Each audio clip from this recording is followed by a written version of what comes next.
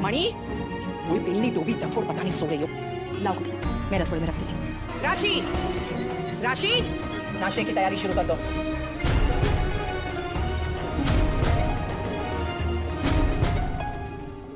मणि, क्या है ये? न इसमें नमक है न मसाला है, क्या ये? राशि, तुम रसोई के काम कब तक सीखोगी और कितना समय लगेगा तुम्हें ये सब काम सीखने में? चटनी तो छोड़ो, कच्चे हैं। सच कहूं तो गलती मेरी है, जाकर रसोड़े में नाश्ते का प्रबंध देख लेना चाहिए था।